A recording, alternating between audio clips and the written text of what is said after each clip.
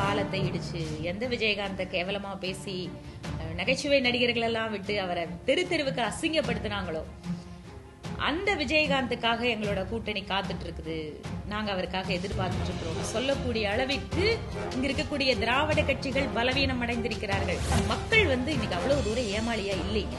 அணி திரட்டுதல் அப்படிங்கிறது ரொம்ப சிக்கலான சூழ்நிலை.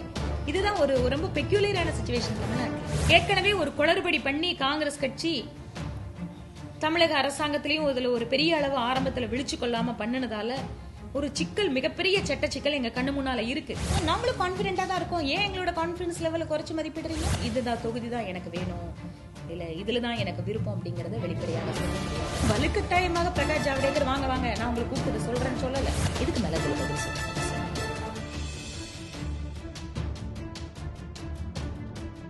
எனக்கு இன்னும் அது திட்டமிட்டு பாஜக ரொம்ப பலவீனமா இருக்கு, கூட்டணிக்கு அலையிறாங்க, இல்ல தனியா விடுறாங்க அப்படிங்கிற வாசகங்கள் மூலமா எங்களோட மன உறுதியை குலைக்கிற மாதிரி நாங்க ஃபீல் பண்றோம். உண்மை அதுவல்ல. கட்சிக்கு உள்ளாக இருக்கக்கூடிய அனைத்து நிர்வாகிகளும், ஏன் எங்களுடைய கட்சியினுடைய அடிமட்ட தொண்டர்கள், நான் தனிப்பட்ட முறையில் சொல்லணும்னு சொன்னா கூட கடந்த மாதம் 24 சட்டமன்ற தொகுதிகளில் ஊழியர் கூட்டத்திற்காக சென்றிருந்தேன். அத்தனை அடிமட்ட தொண்டர்களும் தனியாக நிற்கலாமா அப்படின்னு ஒரு கேள்வியை கேட்டோன்னு 99% உற்சாகத்தோடு நிற்போம், நம்மளோட பலத்தை நாம நிரூபிக்கணும், நாம வளரணும் அப்படின்னு கருத்து சொல்றாங்க. இந்த எண்ணத்தை நாங்க நல்லாவே உணர்ந்திருக்கிறோம். இந்த கூட்டணி பேச்சுவார்த்தை இல்ல கூட்டணி அமைப்பதற்கான ஒரு முயற்சி அப்படிங்கிறது இன்னும் பலத்தை நம்ம சேர்த்துக்கிறோம். அடிஷ்னலா இங்க ஒரு எப்படி தேசிய ஜனநாயக கூட்டணி பாராளுமன்ற தேர்தலில் அதிகமான வாக்குகளை பெற்று ஒரு மக்களுக்கு ஒரு நம்பிக்கை தரக்கூடிய அணியாக மாற்ற முடிஞ்சதோ அந்த மாதிரி ஒரு முயற்சியை தான் நாங்கள் செய்யறோமே தவிர எந்த நேரத்திலையும் பாஜக தனித்து நிற்கவோ அல்லது யாரும் கூட்டணிக்கு வந்தாதான் நாங்கள் நிற்க முடியும் அப்படிங்கிற ஒரு எண்ணத்தில் நாங்கள் செயல்படலை. ஆரம்ப காலத்திலிருந்தே நீங்கள் பார்த்தீங்கன்னா போன சட்டசபை தேர்தலில் கூட உள்ளாட்சி தேர்தலில் எல்லா கட்சிகளும் தனியாக நின்னாங்க. அன்னைக்கையும் எங்களோட பலத்தை நாங்கள் காட்டணும். 2 மடங்கு கிட்டத்தட்ட 1200 உள்ளாட்சி பிரதிநிதிகளை நாங்கள் கொண்டு வந்தோம். அதனால பாஜகவினுடைய கூட்டணி பேச்சுவார்த்தை என்பதை பலவீனமாக யாரும் எடுத்துக்கொள்ள வேண்டியதில்லை.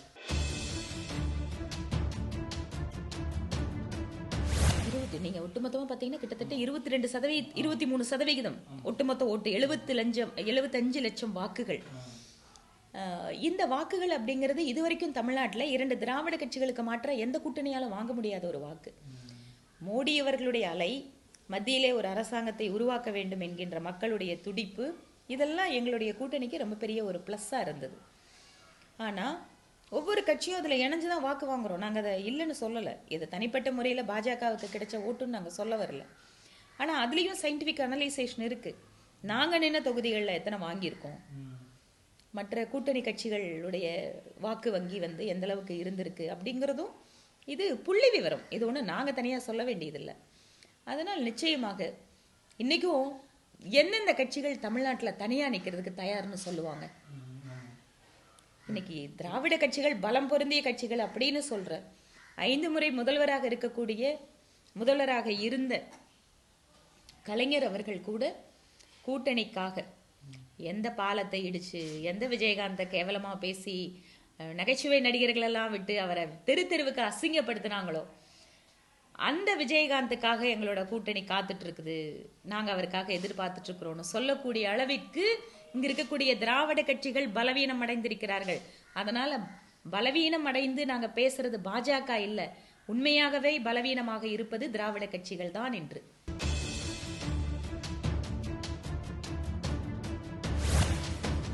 திரு அமித்ஷா அவர்கள் சொன்ன விஷயம் கரெக்ட் தான்.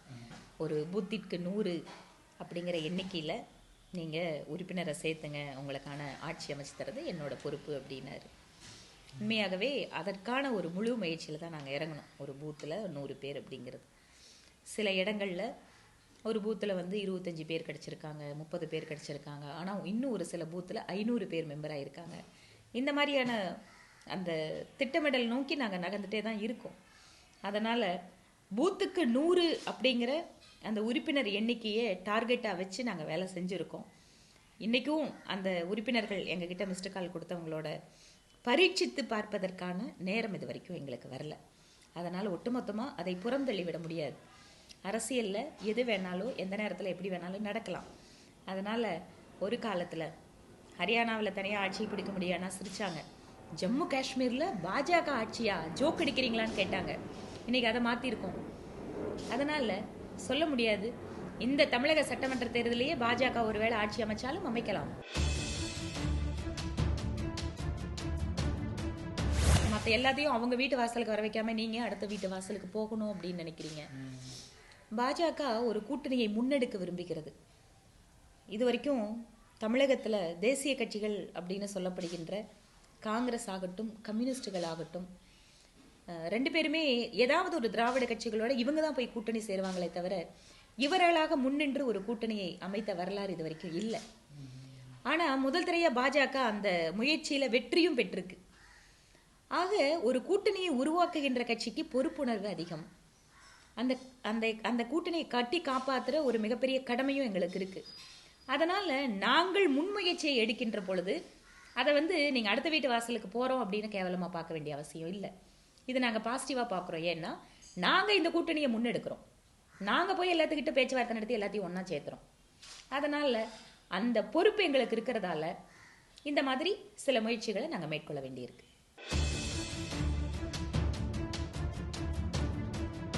கரெக்ட். நிறைய லீடர்ஸ் இருக்குங்கிறது எங்களுக்கு ஒரு பெரிய அட்வான்டேஜ். ஏன்னா ஒவ்வொரு ஒவ்வொரு நபர்களுமே இங்கு தலைவர்களாக அறியப்படுகிறார்கள் அப்படின்னு சொன்னால் அந்த தலைவர்களாக உருவாகிறது சாதாரணமான விஷயம் கிடையாது. அரசியலில் தலைவராக அப்படின்னு சொல்லிட்டு ஒரு பொது வெளியில் உருவாகணும் அப்படின்னு சொன்னால் அவர்களுக்கென்று இருக்கின்ற தனிப்பட்ட திறமை, அவர்கள் மக்களுடைய பிரச்சனைகளை முன்னெடுக்கின்ற விதம், ஆர்டிகுலேட்டாக இருக்காங்களா, சொல்கிற விஷயத்தை ரொம்ப தெளிவாக மக்கள்கிட்ட கொண்டு போய் சேர்க்குறாங்களா, இந்த மாதிரி பல்வேறு கூறுகளை முன் வச்சு தான் தலைவர்கள் அப்படின்னு அடையாளம் காணப்படுகிறார்கள். அந்த வகையில் பார்க்கும்போது நீங்கள் சொல்கிற மாதிரி நிறைய தலைவர்கள் உங்கள் கட்சியில் இருக்காங்கன்னா நாங்கள் அதை பாசிட்டிவாக எடுத்துக்கிறோம். ஆனால் அதே சமயம் இந்த தலைவர்கள் எல்லாம் ஒன்றுபட்டு செயல்படாமல் தனித்தனியாக செயல்பட்டு கட்சிக்குள்ளே குழப்பம் விளைவிக்கிறாங்க அப்படின்னு சொல்கிறத ஏற்றுக்க முடியாது. ஏன்னா எங்களுடைய கட்சியில் நீங்கள் குறிப்பிட்ட கால அளவுக்கு மேலே ஒரு தலைவர் இருக்க முடியாது. இது கட்சியோட சட்டத்திட்டத்திலேயே இருக்குது. அதே போல் முடிவு செய்வது அப்படிங்கிறது ஒரு குழுவாக சேர்ந்து தான் முடிவு செய்கிறோம். கட்சியில் கோர் கமிட்டி அப்படிங்கிற ஒரு அமைப்பு எல்லா லெவல்லையும், அது மாநிலத்திற்காகட்டும், மாவட்டத்திற்காகட்டும், ஒரு தொகுதிக்காகட்டும், எல்லா இடங்கள்லேயும் இந்த மாதிரியான முக்கிய முடிவுகளை எடுக்கக்கூடிய மையக்குழு அப்படிங்கிறது ரொம்ப ஒரு பவர்ஃபுல்லான ஒரு டெசிஷன் மேக்கிங். அது அஃபிஷியல் பாடி கிடையாது, ஆனாலும் ஒரு டெமோக்ராட்டிக் செட்டப்பில் இருக்கக்கூடிய ஒரு சிஸ்டம் அது.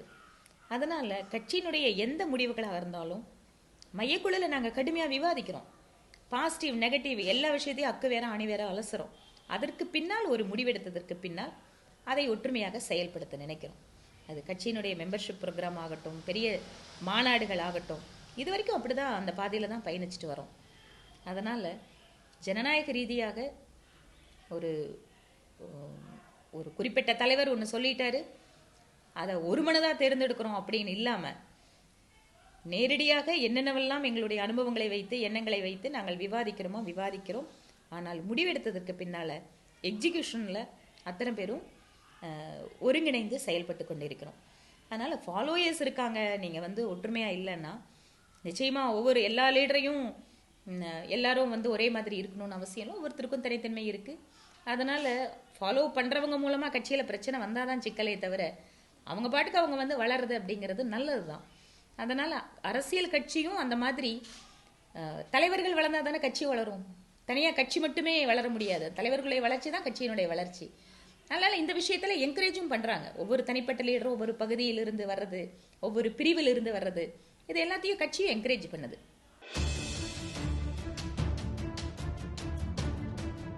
கட்சியில் ரெண்டு விதமாகவும் நடக்குங்க. நான் என்ன சொல்கிறேன், ஒரு குறிப்பிட்ட நபர், ஒரு முக்கியமாக சமுதாயத்தில் செல்வாக்கு பெற்ற நபர் இல்லை, நான் என்ன சொல்கிறேன், அஃப்கோர்ஸ் அது எல்லாத்துக்கும் இருக்கும். அது சினிமா அப்படின்னு வரும்போது ஆல்வேஸ் தட் லைம் லைட் எப்பவுமே கிடைக்கும். நீங்களே கட்சியில் அடிமட்டத்திலிருந்து உழைத்து முன்னுக்கு வந்த ஒரு பெண்மணியை விட ஒரு நடிகை சொல்கிற கருத்துக்கு தான் இன்றைக்கி ஊடகங்களே முக்கியத்துவம் கொடுத்து கருத்துக்களை சொல்கிறாங்க. அதனால் அது ஒட்டுமொத்தமாக தவறுன்னு நான் சொல்லலை.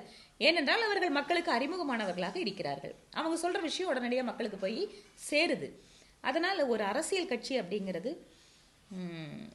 பிரபலமான நபர்கள் விட்டால் அவங்களுக்கு முக்கியத்துவம், எல்லா விதமான வாய்ப்புகளையும் எல்லாத்துக்கும் கொடுக்க முடியுமா அப்படிங்கறதா ஜனநாயக ரீதியாக ஒரு அரசியல் கட்சி ஃபங்க்ஷன் ஆக முடியும். அடிமட்டத்திலிருந்து உழைக்கக்கூடிய நபர்களும் நம்மளுக்கு வேணும். கட்சியை மக்களிடம் கொண்டு போய் செலுத்தக்கூடிய பிரபலமான நபர்களும் கட்சிக்கு வேணும். இவர்களை எப்படி பேலன்ஸா பயன்படுத்துறது அப்படிங்கறதா இன்னைக்கு ஒரு கட்சியினுடைய தலைமை அதை முடிவெடுக்கணும். அதனால புஷ்பு அவர்கள் வந்தாலும் சினிமா துறையிலிருந்து வந்த ஒரு பெண் தீவிரமாக அரசியல் களத்துல ஈடுபடுறாங்கன்னா சந்தோஷம், வாங்க அரசியல்ல சேர்ந்து நம்ம நாட்டு முன்னேற்றத்துக்கு தான் உழைக்கிறோம். நீங்க தமிழிசை மாதிரி அரசியல் குடும்பத்திலிருந்து வந்திருக்காங்க, வேற ஒரு கட்சியிலிருந்து இந்த கட்சியில உயர்ந்திருக்காங்கன்னா அவங்களுடைய உழைப்பு அந்த மாதிரி இருந்தாலும் அதையும் நம்ம வரவேற்கணும். அதனால என்னை பொறுத்த வரைக்கும் ஒட்டுமொத்தமாகவே பெண்கள் அரசியலுடைய பங்களிப்பு ரொம்ப ரொம்ப குறைச்சலா இருக்கிற சூழ்நிலையில எந்த பகுதியிலிருந்து பெண்கள் வந்தாலும் அதை நான் வரவேற்கிறேன். கிராமப்புறங்கள்ல குறிப்பாக விவசாயிகள், தொழிலாளர்கள் இந்த மாதிரி ஒரு செக்ஷன் கிட்ட பார்ட்டி தமிழகத்துல போய் சேர்ந்திருக்கா அப்படின்னா முழுமையா எங்களால் ஆமான்னு சொல்ல முடியாது. ஆனால் கட்சி சிறிது சிறிதாக முன்னேறி கொண்டிருக்கிறது. நீங்க போன முறை சட்டசபை தேர்தலில் பார்த்தீங்கன்னா நிறைய இடங்கள்ல அர்பனை விட ரூரல் ஏரியா தொகுதிகள் எங்களுக்கு அதிகமான வாக்குகள் கிடைச்சிருக்கு. அதனால ஒட்டுமொத்தமாக கிராம மக்களுக்கு அறிமுகம் இல்லாத கட்சி அப்படின்னு புறக்கணித்து விட முடியாது. ஆனா படித்தவர்கள், குறிப்பாக நடுத்தர வர்க்கத்து மக்கள், வியாபாரிகள், இவங்க எல்லாத்தோடும் ஈஸியா பிஜேபி நெருக்கமாயிருது. நீங்க கீழே அந்த மாதிரி எடுத்துட்டு போகணும் அப்படிங்கறதுக்கான முயற்சியை நாங்க செஞ்சுட்டே இருக்கிறோம். அதனாலதான் பெண்களுக்காக மதுவிலக்கு சம்பந்தமா கிராமத்தில் இருக்கக்கூடிய பெண்களை கூட ஒருங்கிணைக்கக்கூடிய வகையில் எங்களோட செயல் திட்டங்கள் இருக்கு. விவசாயிகளுக்காக தனியான பிரிவு அவர்களுக்கான மாநாடு, அவர்களுடைய பிரச்சனைகளை முன்னெடுப்பதுங்கிறது இருக்கு.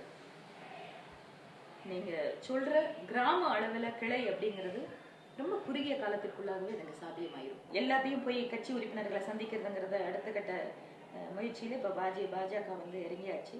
அந்த தொடர்பு நிகழ்ச்சி அப்படியே போயிட்டு இருக்கு.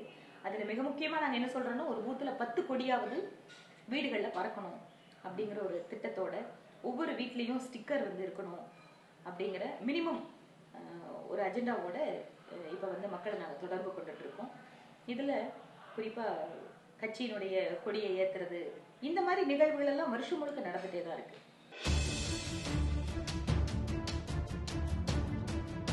குறிப்பாக பாரதிய ஜனதா கட்சி மாதிரியான ஒரு கட்சியினுடைய கடுமையான கட்டுத்திட்டங்களுக்கு உட்பட்ட ஒரு நிர்வாக அமைப்புல யாருமே இதுதான் தொகுதி தான் எனக்கு வேணும், இல்ல இதுலதான் எனக்கு விருப்பம் அப்படிங்கறத வெளிப்படையாக சொல்ல முடியாது. ஆனால் அதே சமயம் கட்சிக்குள்ளாக யாரிடம் எங்களோட விருப்பங்களையோ எங்களுக்கான சாதக பாதக அம்சங்களை டிஸ்கஸ் பண்றோமோ அதை பண்ணியிருக்கோம். இங்க இருக்கக்கூடிய மிக முக்கியமான தலைவர்கள் எல்லாருமே தேர்தலில் போட்டியிடக்கூடிய சூழ்நிலை இருக்கு. ஆனா எந்த தொகுதி என்ன அப்படிங்கறது எல்லாமே கட்சி அதிகாரப்பூர்வமாக அறிவிக்கிற வரைக்கும் அதை நாங்களா சொல்ல வேண்டியது இல்லை.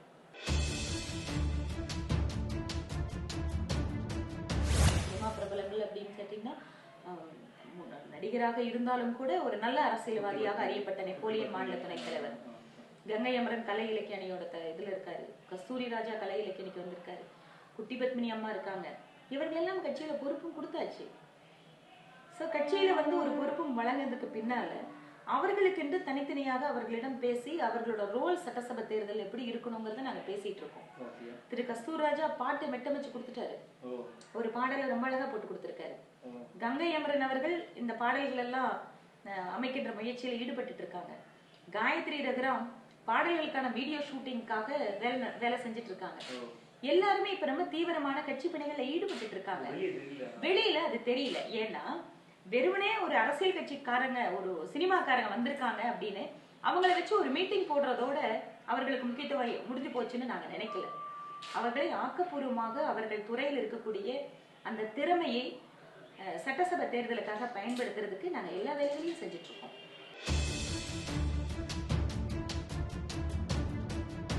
நான் வலுக்கட்டாயமாக பிரகாஷ் ஜவடேகர் வாங்க வாங்க நான் உங்களுக்கு கூப்பிட்டு சொல்றேன்னு சொல்லல. பத்திரிகையாளர்கள் கேள்வி கேட்கறாங்க, அதுக்கு அவர் பதில் சொல்றாரு. அதனால இது வரைக்கும் நீங்க பேசல, அவரை பார்த்ததுக்கு அப்புறம் தான் அவர் யூனியன் மினிஸ்டர் பேசினாங்க அப்படின்னு எடுத்துக்க வேண்டியது இல்லை. ஒண்ணு.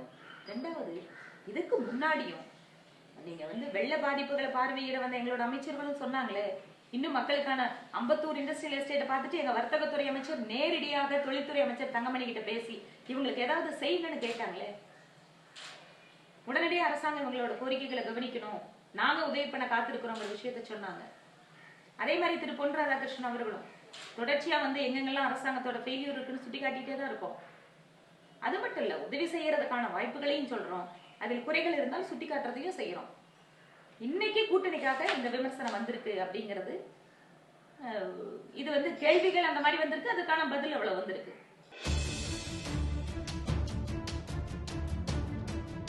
இல்ல, எந்த ஒரு அரசாங்கம் வந்து முன்னெடுக்கக்கூடிய திட்டங்களை அடுத்து வரக்கூடிய அரசாங்கங்கள் தமிழகத்தை பொறுத்த வரைக்கும் நிறைவேற்றுகிறார்களா அப்படின்னா, எக்ஸப்ட் வெரி ஃபியூ தவிர மீது எல்லாமே கண்டுகொள்ளாமல் விடப்படுவதும், ஒரு அரசியல் காரணங்களுக்காக மிகப்பெரிய கட்டமைப்புகளை கூட மாத்துறதும், திட்டங்களோட பேர்களை மாத்தி கண்டுக்காம விடுறது அப்படிங்கிறதெல்லாம் தமிழ்நாட்டில் ரொம்ப சர்வசாதாரணமா இருக்கு.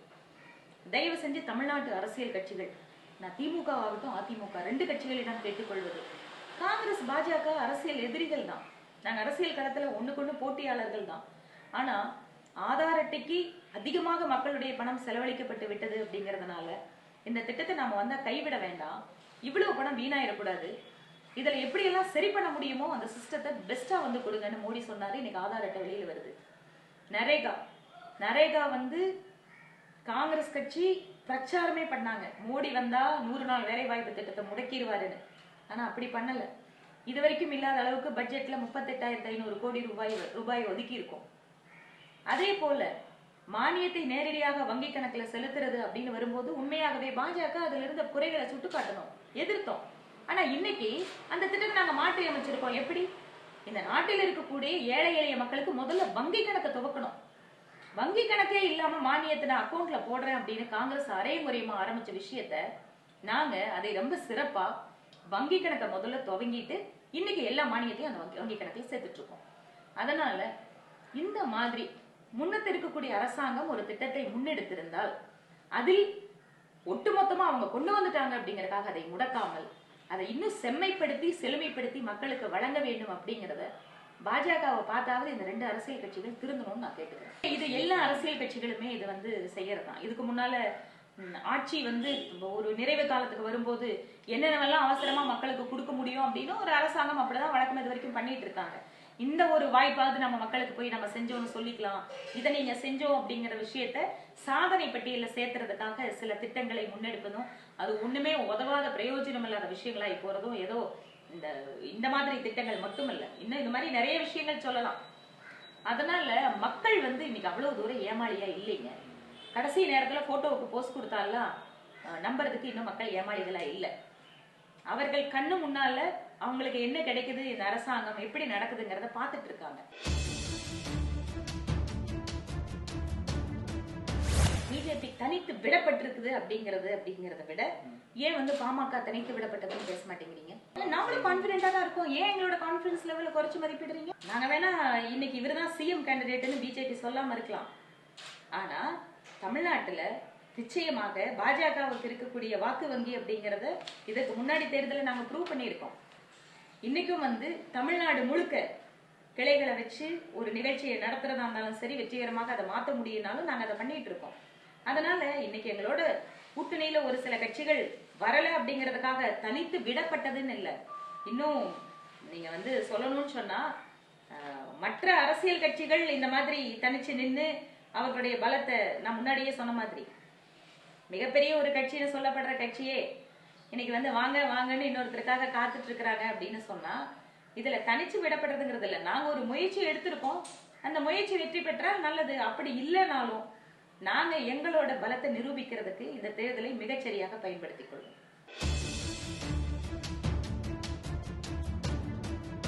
நான் என்ன சொல்றேன், ஒவ்வொரு அரசியல் கட்சியும் பேச்சுவார்த்தைக்கு வருகின்ற பொழுது இத்தனை தொகுதி வேணும், இல்ல இந்த மாதிரி இருக்கணும் அப்படிங்கிற எதிர்பார்ப்புகளோட, மினிமம் எதிர்பார்ப்புகளோட வர்ற கட்சிகளும் இருக்காங்க.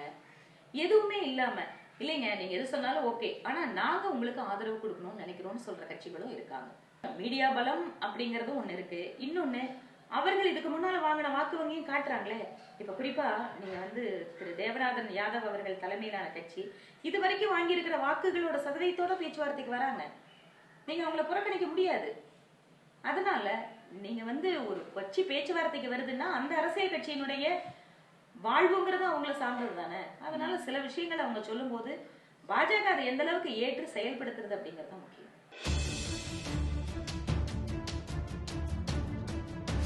மார்க் போடுறதுக்கு நான் ஒன்றும் டீச்சர் இல்லைங்க. விளக்கமாக தமிழகத்தை பொறுத்த வரைக்கும் இந்த கட்சி பிடிக்கலன்னா அந்த கட்சிக்கு வாக்களிக்கிறது, அந்த கட்சி பிடிக்கலன்னா இவங்களுக்கு வாக்கு, இவங்க ஊழல் அதிகமா பண்ணாங்கன்னா இல்ல இந்த ஊழல் பெஸ்ட் போல இருக்குன்னு நினைக்கிறது, வேற வாய்ப்புகளே இல்லாம செஞ்சு விட்ட ஒரு சூழ்நிலை தான் தமிழ்நாட்டுல இருந்திருக்கு இதுவரைக்கும். கடந்த பாராளுமன்ற தேர்தலில் அதுல அந்த எண்ணம் அப்படிங்கிறது மாற ஆரம்பிச்சிருக்கு. காரணம் என்னன்னா இளைஞர்கள், குறிப்பாக திராவிட முன்னேற்ற கழகத்தை எடுத்துட்டா அவர்களுடைய ஆரம்பத்துல ஹிந்தி எதிர்ப்பு, தமிழ் மொழி, இந்த மாதிரி விஷயங்களை பேசின இளைஞர்கள் இன்னைக்கு எல்லாமே வயசாகி அவங்களோட நிறைவு காலத்துல இருக்காங்க. அதே போல அதிமுகவை எடுத்துட்டீங்கன்னா எம்ஜிஆர் அவர்களால் ஈர்க்கப்பட்ட மக்கள் இந்த அம்மா மேல ஒரு ஈர்ப்பு கொண்டு இன்னைக்கு வந்து அவர்கள் ஒரு தனிப்பெரும் தலைவியாக ஒரு கட்சியை நடத்திட்டு இருக்காங்க. ஆனா இந்த முறை அதிமுகவினுடைய ஆட்சியில குறிப்பாக ஏழை எளிய மக்களை நேரடியா கண்ணுக்கு உறுத்துற மாதிரி இல்ல அவங்க பாதிக்கிற மாதிரி அப்படின்னு மிகப்பெரிய விஷயங்கள் எதுவும் சொல்ல முடியாட்டா கூட சிறப்பா செய்ய வேண்டிய நிறைய காரியங்களை போட்டு விட்டுட்டாங்க. குறிப்பாக இளைஞர்களுக்கு வேலை வாய்ப்பை உருவாக்க வேண்டியது மிக முக்கிய ஒரு வேலை. தமிழகத்தை பொறுத்த வரைக்கும் அதிகமான கல்லூரிகள் நம்ம கிட்ட இருக்கு, அதிகமான இளைஞர்கள் வெளியே வந்துட்டு இருக்காங்க. அவர்களுக்கான திறன் மேம்பாடு, அதே போல அவர்களுக்கான வேலை வாய்ப்பு, தொழில்துறை. இங்க வந்து வெளிநாட்டு முதலீட்டாளர்களுக்கான மாநாடு நடந்தது. இதே போலதான் மகாராஷ்டிராலையும் நடந்தது. ஆந்திரால, பக்கத்துல இருக்கிற ஆந்திரால சந்திரபாபு நாயுடு பதவியேற்றதற்கு பின்னால 2 வருட காலத்துக்குள்ளாக அங்க வந்து மின்சார உற்பத்தி இன்னைக்கு வந்து அதிக அளவில் உருவாக்கி அங்க மின் பற்றாக்குறைங்கிறத மாத்திருக்காரு. அங்கேயும் தொழில் முதலீட்டாளர்களுக்கான மாநாடு நடந்திருக்கு. இன்னைக்கு இண்டஸ்ட்ரியல் காரிடார், அது மத்திய அரசாங்கம் ஒரு திட்டத்தை அறிவித்தா உடனடியாக அதை போய் வாங்கிட்டு வந்து இம்ப்ளிமெண்ட் பண்ற வேகத்துல இன்னைக்கு ஆந்திரா முன்னால இருக்கு. ஆனா தமிழ்நாடு அப்படி இல்லையே. நாங்க குளச்சல் துறைமுகத்துக்கு பேசிட்டே இருக்கோம், ஒரு வழியா அதற்கான ஒப்புதல் இருக்கு, ஆனா வேலைகள் இன்னும் துவக்கப்பட முடியல. அதே போல மதுரவாயில் நம்மளோட துறைமுகத்திலிருந்து அந்த சாலை திட்டம் ஓப்பனா திரு நிதின் கட்கரி அவர்கள் வாருங்கள் நீதிமன்றத்துக்கு வெளியில நம்ம பேசி தீர்த்துக்கலாம், மக்களோட வரிப்பணம் ஒவ்வொரு வருஷம் வீணாயிட்டு இருக்குன்னு ஓப்பனா ஒரு கால் கொடுத்தாரு. அதுக்கும் தமிழக அரசாங்கத்துக்கிட்ட இருந்து எந்த பதிலும் இல்லை. ஆக மத்திய அரசாங்கம் வந்து தமிழகம் வளரணும்னு நிதி கொடுக்க துடிச்சிட்டு இருக்கு. அதை மிகச்சரியாக தமிழக அரசு பயன்படுத்திக் கொள்ளவில்லை. அது எங்களுக்கு மிகப்பெரிய ஒரு ஏமாற்றம். கடந்த 2 வருட காலமாக பொதுவாக எடுத்துட்டா அப்படின்னு சொன்னா அரசாங்க வேலைகள்ல இதுவரைக்கும் இல்லாத அளவிற்கு ரேட்டு, கமிஷன், பெர்சன்டேஜ் எல்லா தரப்பிலையும் அரசாங்க வேலை எடுக்கணும்னாவே மக்கள் இன்னைக்கு கான்ட்ராக்டர்கள் பயப்படக்கூடிய அளவுதான் இருக்கு. இந்த மந்திரிக்கு, அதாவது நான் கேள்விப்பட்டது உண்மையா பொய்யான்னு எனக்கு தெரியல, பட் தகவலை சொல்றேன். ஒரு மிக மூத்த மந்திரி அவரோட சொந்த காரியத்துக்கு கூட அவர் கையிலிருந்து காசை போட்டுதான் இன்னொரு அமைச்சர்கிட்ட ஒரு வேலையை நடத்த முடிச்சிருக்குங்கிற அளவுக்கு தமிழ்நாடு வந்து ரொம்ப மோசமா போயிட்டு இருக்குன்னு சொன்னா நம்ம எப்படி வந்து நம்ம ஸ்கூல் கட்டுறது, இல்ல மருத்துவமனை கட்டுறது, இல்ல ரோடு போடுறது, இதையெல்லாம் வந்து அதிமுக அரசு வந்து மிக சரியாக கையாளவில்லை அப்படின்னு நான் நினைக்கிறேன். பொதுவாகவே ஒவ்வொரு தலைவர்களுக்கும் அந்த கருத்தை வெளிப்படுத்துற பாங்கு இருக்கு.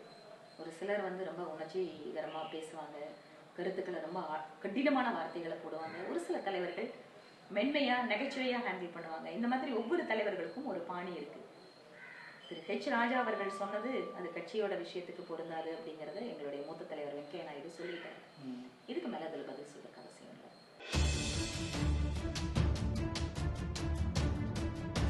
இன்னைக்கும் ஒட்டுமொத்தமாக இந்து இயக்க தலைவர்களுக்கான பாதுகாப்பு சரியாயிடுச்சு. ரொம்ப இந்து தலைவர்களுக்கு எதிரான நடவடிக்கைகள் அப்படிங்கறத ஒட்டுமொத்தமா ஒடுக்கிட்டாங்க அப்படின்னு நாங்க நம்ப தயாரா இல்லை. இன்றும் கூட நான் முதல் கொண்டு போலீஸ் பாதுகாப்போடு தான் இருக்கோம். இது ஒரு பக்கம் வேதனையா இருக்கு. ஒரு சுதந்திரமான நாட்டுல எதுக்காக எங்களுக்கெல்லாம் பாதுகாப்பு? நாங்கள் இந்த சமுதாயத்துக்கு தானே வேலை செய்யறோம், ஜனநாயக ரீதியா தானே எங்களோட கருத்துக்களை சொல்லிட்டு இருக்கோம். அப்ப எங்களுக்கெல்லாம் போலீஸ் பாதுகாப்பு கொடுக்குதுன்னு சொன்னா அப்ப அந்த இயக்கத்தோட நடவடிக்கைகளை முற்றிலும் ஒழிச்சிட்டோங்கிற ஒரு எண்ணம் அரசாங்கத்துக்கே கொடுக்க முடியல. எச்சரிக்கை கட்டாயம், எங்களுக்கு ஒரு எச்சரிக்கையாக நாங்கள் இருக்கணும். எங்களுக்கு அது அரசாங்கத்தோட பொறுப்பு இருக்கு, எங்களெல்லாம் காப்பாத்துறதுக்கு. சாதாரண குடிமக்களோட உயிர் மாதிரி தான் எங்களோட உயிரையும் காப்பாற்றணுங்கிற பொறுப்பு இருக்கு. ஆனா கூட இந்த பாதுகாப்பு கொடுக்கறது அப்படிங்கிற விஷயத்தை பொறுத்த வரைக்கும் நாங்க இதை நம்மளுடைய தமிழகம் இந்த மாதிரியான பயங்கரவாதிகளுடைய செயலிலிருந்து முற்றிலுமாக வெளியில வந்தாக வேண்டியும் அந்த அரசாங்கம் மிக மிக கடுமையான நடவடிக்கைகளை எடுக்கணும் அப்படிங்கறது தொடர்ச்சியா வலியுறுத்திட்டு வரோம்.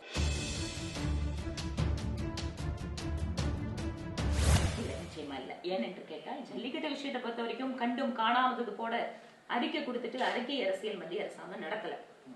இன்னொன்று கூட நீங்க பார்க்கலாம், இது முழுக்க முழுக்க காங்கிரஸ் கட்சி தான் காரணம், அவங்க போட்ட சர்க்குலர் தான் கோர்ட்ல இப்படி வந்துச்சு, அவங்க காலத்துல நடத்தின வழக்கு தான் இப்படி தீர்ப்பு வந்தது, எங்களுக்கும் இதற்கும் சம்பந்தம் இல்ல, இதனால இன்னைக்கு ஏதாவது பிரச்சனை வந்திருக்குன்னா அதுக்கு காங்கிரஸ் தான் காரணம் அப்படின்னு பழியை தூக்கி காங்கிரஸ் கட்சி மேல போடுறதுக்கும் நாங்க தயாரா இல்ல.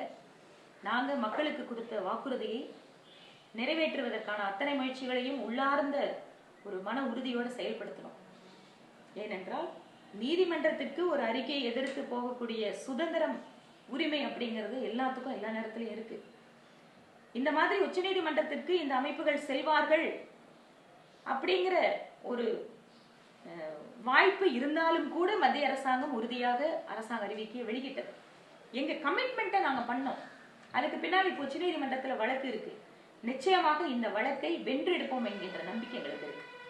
ஏற்கனவே ஒரு குளறுபடி பண்ணி காங்கிரஸ் கட்சி தமிழக அரசாங்கத்திலையும் இதுல ஒரு பெரிய அளவு ஆரம்பத்துல விழிச்சு கொள்ளாம பண்ணனதால ஒரு சிக்கல், மிகப்பெரிய சட்ட சிக்கல் எங்க கண்ணு முன்னால இருக்கு. எல்லா குழப்பத்தையும் பண்ணி ஒரு சிக்கலான பந்து உருண்டையை எங்க கையில கொடுத்து, இந்தாங்க இதை உடனடியா ஒரு நாளுக்குள்ள சரி பண்ணி கொடுங்க அப்படிங்கிற மாதிரி சூழ்நிலையில தான் இன்னைக்கு பாஜக இருக்கு. இதை சிறிது சிறிதாக இந்த சட்ட சிக்கல்ல இருந்து மீட்டு கொண்டு வந்து ஜல்லிக்கட்டை உறுதியாக எங்களோட ஆட்சி காலத்திற்குள்ளாக இந்த ஜல்லிக்கட்டை தமிழகத்தில் நாங்க நடத்தியே தீர்வோம்.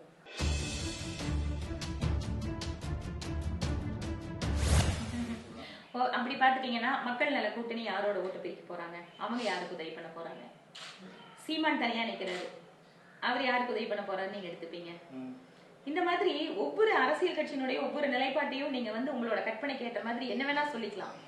ஆனா இன்னைக்கு ஒவ்வொரு அரசியல் கட்சிகளுமே, குறிப்பாக தமிழகத்துல எடுத்துட்டீங்கன்னா இந்தியாவில இல்லாத ஒரு சூழ்நிலை என்னங்க, நிறைய அரசியல் கட்சிகள், நிறைய அரசியல் கட்சி தலைவர்கள், இவர்களுக்குள்ளான ஒரு அணி திரட்டுதல் அப்படிங்கிறது ரொம்ப சிக்கலான சூழ்நிலை.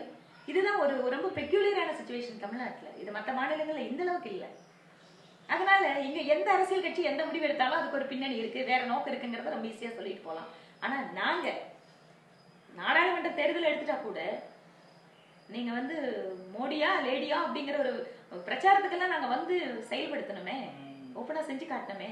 அதனால தனிப்பட்ட நட்பு அப்படிங்கிறது வேறு, அரசியல் கட்சியினுடைய உறவு என்பது வேறு, அரசாங்கங்கள் என்பது வேறு. இதை தெளிவா புரிஞ்சுட்டோம்னா யாருக்கும் சிக்கல் இருக்காது. மத்திய அரசுக்கும் மாநில அரசாங்கத்திற்கு இருக்கிற உறவுங்கிறது வேற. நாங்க குறிப்பாக மோடி அவர்கள் அரசாங்கத்துல காங்கிரஸ் கட்சி அரசாங்கம் மாதிரி வேற கவர்மெண்ட், வேற கட்சி கவர்மெண்ட் நடக்குதுன்னா அதை தூக்கி குப்பையில போடு, நம்ம காங்கிரஸ் கவர்மெண்ட் நடந்தா மட்டும் அந்த மாநிலத்துக்கு உதவி பண்ணலாம் மோடி அரசாங்கம் பண்ணல.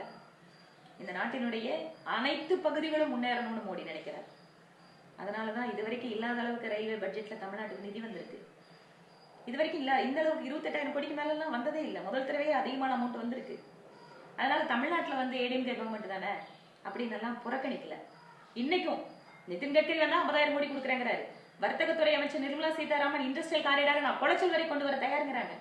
நாங்க இன்னொரு கட்சி ஆட்சியில் இருந்தா கூட நாங்க செய்யணும்னு நினைக்கிறோம். ஏன்னா தமிழ்நாடும் வளரணும்னு நினைக்கிறோம். அதனால ஒரு மத்திய அரசாங்கம் மாநில அரசாங்கத்துக்கு உதவி செய்யறத அரசியல் கட்சி உறவுகளோடு சேர்ந்து ஒப்பிட்டு பார்க்க வேண்டிய அவசியம் இல்ல. துரதிருஷ்டவசமா காங்கிரஸ் கட்சி இது வரைக்கும் மத்திய அரசாங்கத்துல அப்படியே மாநில அரசாங்கத்தை நடத்தினதால இப்படி ஒத்துழைச்சா அது அரசியல் ரீதியா பின்னணி உறவு அப்படின்னு நினைச்சுக்கிறோம். அப்படி இல்ல, ஆரோக்கியமான ஒரு அரசியல் உறவுக்கு நான் எடுத்துக்காட்டா இருக்கோம்.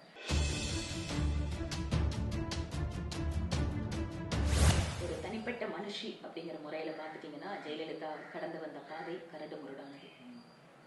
சினிமா துறை ஆணாதிக்கம் மிக்கது, சினிமா துறை, அதுக்கு பின்னால் அரசியல்.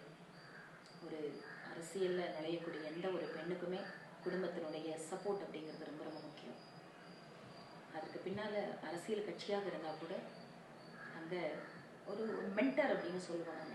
அந்த கட்சியில நீங்க ஒரு நிறுவனத்திலேயே பார்த்துட்டீங்கன்னு சொன்னா உங்களுக்குன்னு ஒரு நிறுவனத்தை நடத்தக்கூடியதுல ஒரு குறிப்பிட்ட நபர் அப்படிங்கிறவங்க உங்களோட சுகத்துக்கங்களை பங்கு கொண்டு உங்களோட தனிப்பட்ட அசஸ்மெண்ட்ல உங்க வளர்ச்சியில நம்பிக்கை எடுத்து உங்க தவறுகளை தைரியமா சுட்டி காட்டி அதை திருத்த நபர் அப்படின்னு நம்ம வந்து ஒரு சிலர் நபர்கள் இருப்பாங்க.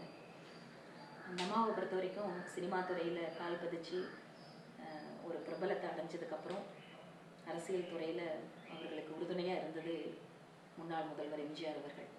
அவர்களோட இன்ஸ்பிரேஷன்ல அவரோட உதவியில அரசியலுக்கு வந்தாலும் கூட அவரும் நிறைய அரசியல் கட்சி சினிமாக்காரங்களை உள்ள கொண்டு வந்தாரு. ஆனா இந்த அம்மா கிட்ட இருந்த தனிப்பட்ட திறமை, அவங்க மக்களுக்கு அவங்க கிட்ட இருந்த செல்வாக்கு, இதன் மூலமாக தன்னுடைய இடத்தை அவர் நிலைநிறுத்தி கொண்டார். தொடர்ச்சியாக இன்னும் அவர் சிறந்த ஒரு நிர்வாகியாக, குறிப்பாக எனக்கு என்னன்னா தனிப்பட்ட முறையில அவங்களோட ஆளுமை, நீங்க ஜெயலலிதா அம்மையார குறிப்பா எல்லா பெண் அரசியல்வாதிகளுக்கும் அவங்கள பிடிக்கும். ஏனென்றால் அந்த தைரியம், அவங்க முடிவெடுக்கக்கூடிய விதம் இதெல்லாம் இருந்தா கூட இன்னொரு பக்கம் அந்த காலில் விழுற கலாச்சாரத்தை அநியாயத்துக்கு தமிழ்நாட்டுல ஊக்குவிச்சுட்டாங்களே அப்படிங்கிற வருத்தம் இருக்கு.